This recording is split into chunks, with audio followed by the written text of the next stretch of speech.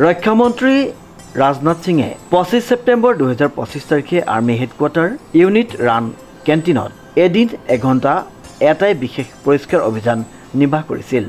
এই অভিযানটো স্বচ্ছ উৎসৱ 2025ৰ অংশ আছিল, যি 17 ছেপ্টেম্বৰ 2025ৰ পৰা 2 অক্টোবৰ 2025লৈকে ৰক্ষা মন্ত্ৰালয়ৰ অধীনত চলি থকা স্বচ্ছতা হি সেৱা অভিযানৰ অন্তৰ্গত।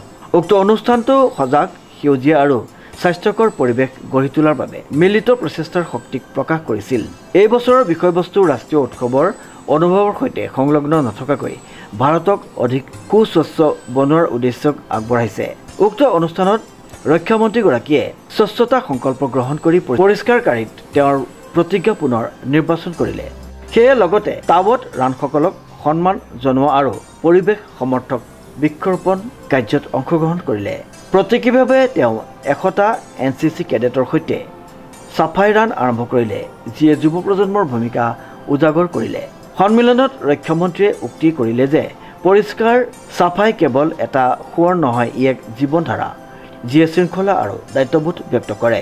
তেওঁ কৈছিল যে পৰিষ্কৃত পৰিৱেশ স্বাস্থ্য, মানসিক শান্তি আৰু আত্মিক সম্বন্ধই অৱদান কৰে আৰু অপৰিষ্কৃত ঠাই সংঘাৰতে ৰোগ আৰু বেয়া প্ৰভাৱ বিস্তাৰ কৰে। ভাৰতীয় পৰম্পৰাৰ আধাৰত তেওঁ কৈছিল যে পৰিষ্কাৰ চাফাই সদায় সভ্য সমাজৰ চিহ্ন। প্ৰধানমন্ত্ৰী নৰেন্দ্ৰ মোদীৰ পৰিষ্কাৰ অভিযানক মানুহৰ আন্দোলন বান্ধি উলিয়াবলৈ দৃষ্টিভংগী উল্লেখ কৰিলে, য'ত প্ৰতিজন নাগৰিকে দায়িত্ব ল'ব।